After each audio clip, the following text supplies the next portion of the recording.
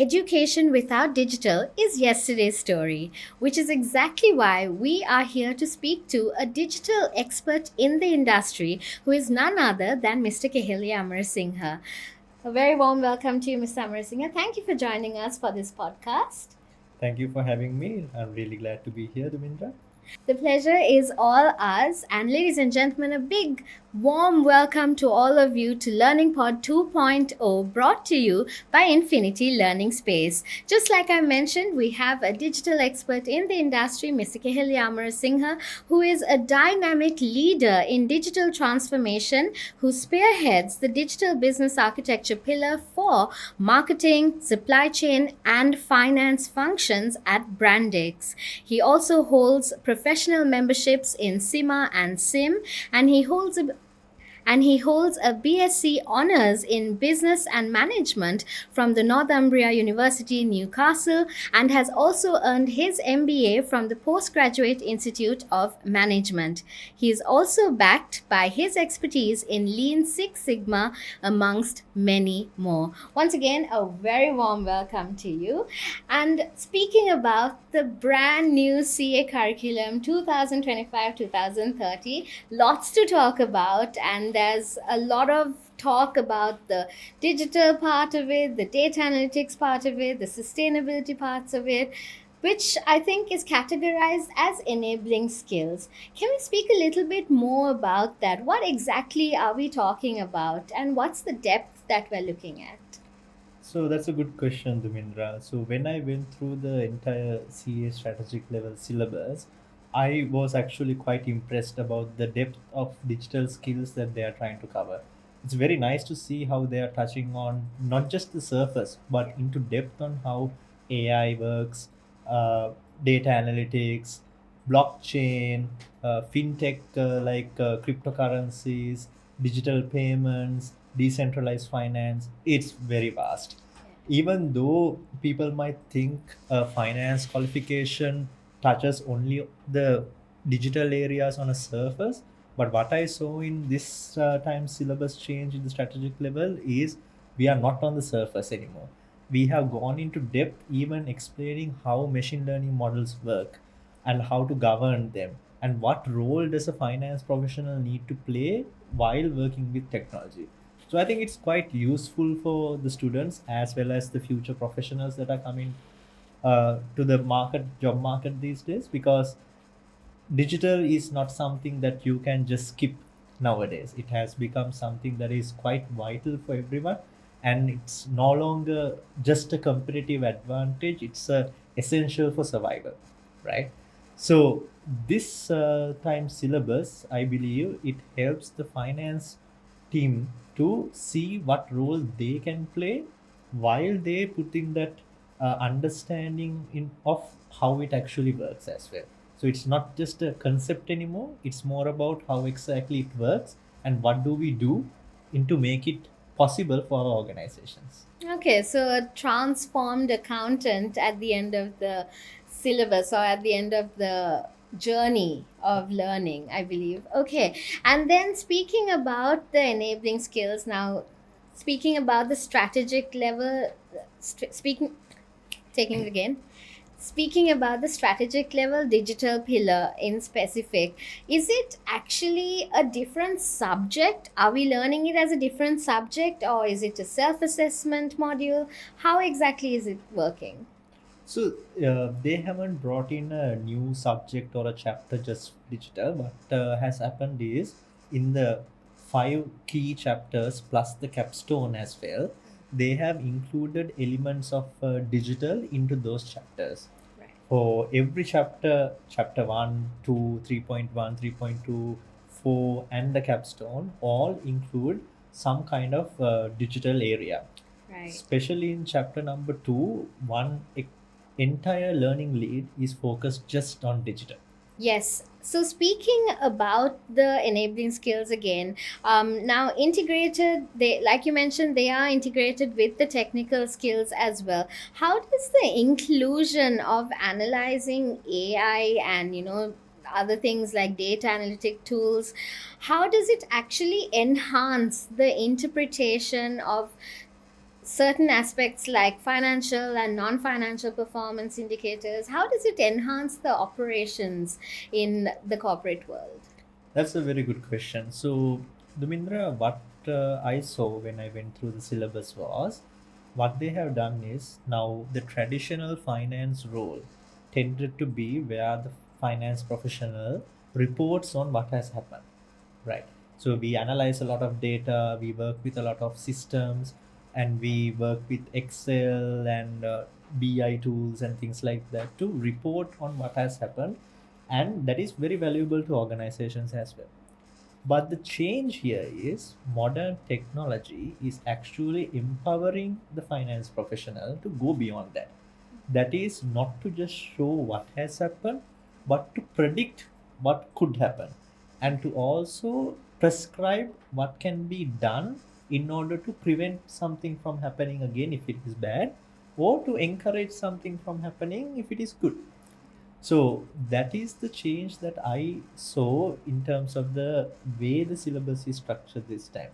Now, even with data analytics, it goes beyond just showing what reporting is and things like that. It shows how important it is to make the reports more interactive, to make it more immersive, so that you can clearly articulate the message you want to give to whoever is making the decision. And even in terms of AI, it covers things like how do you leverage on AI to not only report your organizational performance in a better way, not only to predict what could happen, but even to improve the way you interpret financial statements, on how do you report financials as well. So how do you leverage NLP, NLG, things like that, and machine learning to empower the finance professional to go from whatever was transactional to be a more transformational strategic role in the company. Okay, and speaking about having a more transformational role in the company, now a lot of companies are starting to implement cloud platforms as well, whether it's a small business or a larger company as well. Why is it important that, I know you mentioned this a little bit, but why is it important that we learn more about things like cloud platforms and what they offer for entity-wide financial, non-financial data management and interactive BI dashboards? What exactly is the relevance here for the students of strategic level? So the reason why organizations shift the enterprise architecture into the cloud, one of the main reasons is because of, in the traditional way, there was a need for organizations to have their own physical hardware to run their applications or maintain their databases. Now, doing that meant they need to have a dedicated space, a location that needs to be protected from natural hazards. It needs to be properly ventilated and cooled. It needs to be free from moisture. Not just that, you needed to spend money on all these physical devices as well. You need to buy the right devices, the right quality, and then you need to maintain those devices as well. You need to properly clean them, upgrade them, store them, and not just that, to do all that, you need a lot of human resources who are specialized in that too. Right. Now, in the journey to the cloud, what happens is service providers like Azure, Amazon, Google, what they do is they run those data centers on behalf of you.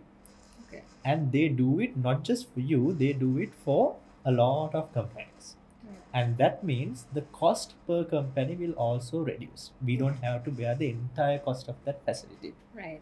So that means by moving to the cloud, us as an organization, we will not have that headache of managing physical resource and worry about, oh no, something happened, there's a natural disaster, there's a leak on the roof, what's going to happen, I'm going to lose all my data and everything. You don't have to worry about that anymore. And the cost that you incur is going to significantly reduce as well, because someone else is going to be taking care of everything for you, and you are just going to pay, and not a fixed amount, pay per use as well. Right. So you only pay for what you consume. So it can fluctuate. So one month if your workload is not that high, your cost is going to be low. and if it spikes up, your cost increases only for that spike. So Right. there are a lot of benefits of moving to the cloud, and I think a lot of organizations have already taken that step into the journey of the cloud as well, because it's a very clear advantage on why we should go there.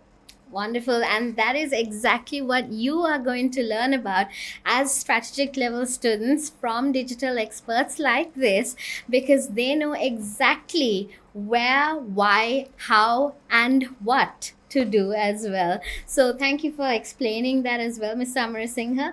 And speaking about more digital tools as well. Now, digital tools, like you mentioned, all the digital aspects of it have been integrated into the technical skills. So which includes for subjects like audit as well. So digital tools have been included into audit roles, whether it's statutory or internal audit roles as well.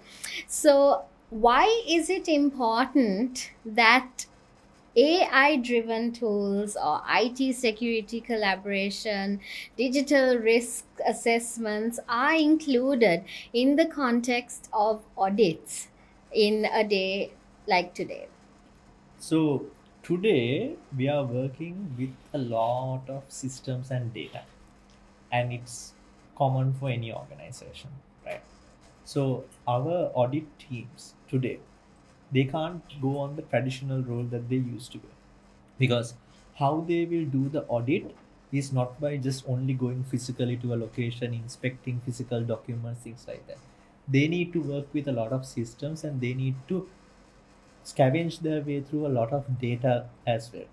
So the audit team today needs to be filled with people like data scientists, data analysts, automation engineers, and even AI experts as well.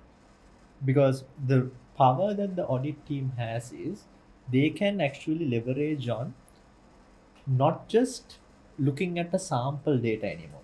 Because of how advanced technology is, they don't only have to audit a sample, they can audit the entire data set today, right? So they don't only have to take a few examples and see what has happened and then report on that.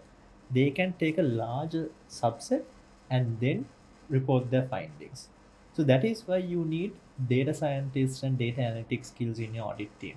Because if you don't have that, you wouldn't know how to exactly audit, work with large data as well. So why I said that you need to have those AI skilled and automation capabilities is because why does audit have to be a reactive and manual activity anymore? Why can't it be proactive? Yeah. Why can't you have the audit or the algorithms or the reports that you are doing run on its own every day, automated? And why can't you go beyond reporting what has happened, but as an audit team, why can't you predict a risk as well? Based on these patterns of how the transactions have happened in your ERP or your other systems, this is a potential risk that we see, something like that. So I think that's the empowerment technology has given to the auditor, and that is why it's important for the audit teams to learn these areas as well, because there's a lot that you can do in terms of empowering yourself with technology when it comes to audit, internal audit. Yeah, and I believe the students can also, it's creating more opportunity when they learn such factors like this. Is that correct? Is that thought process correct? Definitely. I'm very sure the thought that I'm having, a lot of companies have as well, because they understand the value of data is one of the most valuable currencies an organization can have. And it's very obvious that auditors will have to have that skill in terms of how they navigate through data. So Yeah. I'm sure there are a lot of opportunities opening up for auditors who are technically savvy as well. Yeah, wonderful. So, very promising for all our strategic level students.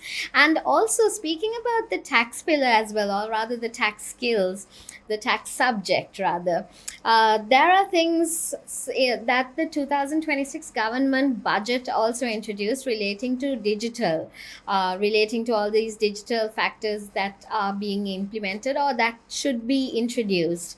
And the new curriculum also covers tools like the premise, the e-invoicing, smart contracts, things like that as well. Why should strategic level students be excited to learn these areas, and how will it shape their careers?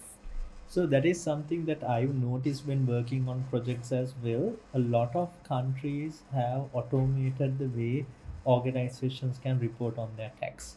So a lot of governments, and you will learn that in the syllabus as well with examples, a lot of governments have enabled digital platforms for organizations to report their tax, VAT, and everything. So when they do that, the reconciliation between the supplier and the buyer, all of that happens instantaneously through these platforms. So making it very easy for organizations to report on their tax, to calculate their tax, and to recover money faster as well, which is cash flow is what's important, right? Yeah. So given that, it's very important that our CA students also learn through what these technologies are and how it enables the tax function too. And when it comes to e-invoicing, smart contracts that are powered through blockchain, they are also adding a lot of flexibility and a lot of ease for the way we work with the regulatory authorities as well. It's a mutual benefit for them as well, so they get the reports more accurately. They can guarantee that the reports are having, there's no missed data that comes on, because the systems can be integrated, your organization system can be integrated with the government authority platform, so that everything just flows seamlessly without having to worry about, oh no, I forgot this, oh no, I forgot Yeah. that, anything like that, right? And for us it's going to be easy because it just happens on its own. We don't have to put in an extra effort to make it happen as well. Yeah. So that is something that's gonna come up in this syllabus as well, and I think that's a very good change for Sri Lanka too coming up. It will make our life so much easier. But something that I would like to add is, when you are working with concepts like blockchain, fintech, decentralized currencies, and everything, something that the syllabus also touches upon is how important it is for you to choose technology considering the return on investment it has, without just blindly implementing technology just because it sounds very fancy. Yeah. Okay, absolutely. And Ms. Amarasinghe, you mentioned about real world examples as well. You said that we will be using examples while teaching as well.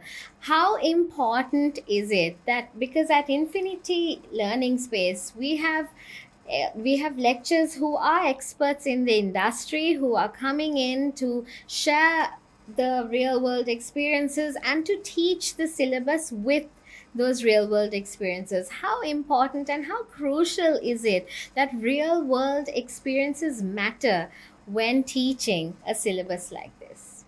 I think it plays a very important role about how exposed you get in terms of the real world examples. Because if you just look at theory, I believe it's going to be quite difficult for you to understand exactly how it works. Now, for me personally, also to understand how blockchain exactly works, it took me a while. I would, being honest, it took me a long time to understand how exactly it works. So until I looked at it from an example point of view, and until I actually leveraged generative AI to learn about it and got it to explain to me on how practically it would work and things like that, only I was able to truly digest how exactly does the technology work. So just like that, and also getting to know the examples that are out there from whoever the lecturer is, it'll help the students also relate to how they can apply whatever they learned in their organization. Because end of the day, I think any professional qualifications objective is not for the students to just pass an exam, right? Yeah. It is to build those skills for them to go back to their organizations and do whatever they learned and add value to the organization. So having examples that they can relate to will fast track their way to add that value into that organization. Something that I've heard which inspired me is, sometimes you don't have to come up with something brand new.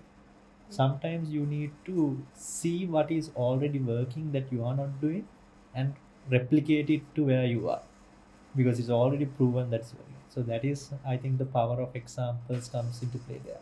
Absolutely. And now, even though it took you a while for you to learn it, now they have the privilege of learning that from you. So, that is exactly what Infinity Learning Space is doing, which is bringing the experts like you to our very own strategic level students. And we are very privileged to have you here with us, Mr. Amarasinghe. And speaking about technology, okay, now we spoke a lot about technology, we spoke a lot about words. There are big words, uh, familiar words, but we've just heard of it because most of us in the community have only worked with basic tools like Excel and basic digital tools. For students who don't have a lot of experience with advanced technology, they're a bit nervous on how this change is going to apply to them. What are your thoughts on that? Is it going to be tough for them, or do you think it'll be a stepping stone? I believe it's a stepping stone because I think, see, in terms of the finance pillar, traditional finance is going to transform, and I think that has been evident for a very long time. It's not something that came up with the syllabus change or anything. It has been spoken about since I think before COVID as well, even before the concept of the pandemic COVID started as well. It was very clear that finance is a function that is going to be truly transformed through digital.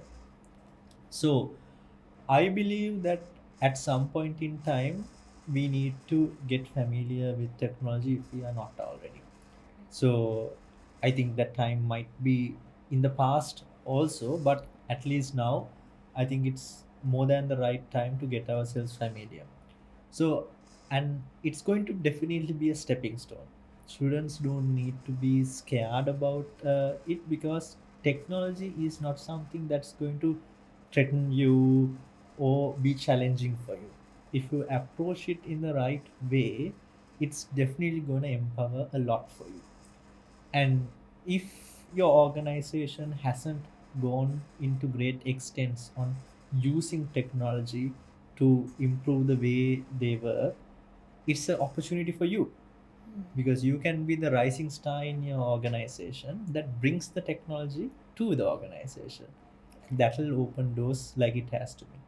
Like when I started off my career, the first organization that I worked with, it was only relying on Excel. But out of curiosity, I saw Power BI somewhere, and I was like, "What is this?" And just played around with it, and then I got to change the entire organization's reporting culture to a data-driven culture. So just like that, I believe learning all of this will only be a stepping stone that opens many doors for them. Wonderful. Miss Amarasinghe, we are very inspired by this conversation, and a lot of our students will surely take this advice as well. Do you, as concluding remarks, do you have anything that you would like to share with our students that are going to face the strategic level digital pillar? So, what I would like to say is for the students, don't be afraid or nervous about whatever you're going to learn in terms of digital. Don't think that it's a very big thing or it's a very scary thing like that. Look at it in the point of curiosity. Just be excited about, oh wow, I get to actually learn about what artificial intelligence is. I get to learn about what machine learning is. I get to learn about how it works and the way I can help the organization govern it. Think about it in a way where you get the opportunity for you to understand it and take it back to your organization and drive that change. So what I would say is be curious, be excited, because there's a lot of interesting things coming in your way. And personally, I'm really excited about the syllabus because there's a lot that I can also learn while helping students understand this as well. So that's what I would like to say as concluding remarks. Well, we are very excited to have you here with Infinity Learning Space and for you to share your expertise and knowledge with all our strategic level students as well. Thank you very much, Mr. Amarasinghe, for being here, for speaking to us, and for sharing your knowledge, a little bit of your knowledge out of the many more things that you would like to share with our students. Thank you, and definitely looking forward to seeing you more with Infinity Learning Space. Thank you for having me and looking forward to it as well. Thank you. Well, that's it from us, brought to you by LearningPod 2.0. Stay tuned with Infinity Learning Space as we bring you more podcasts just like these.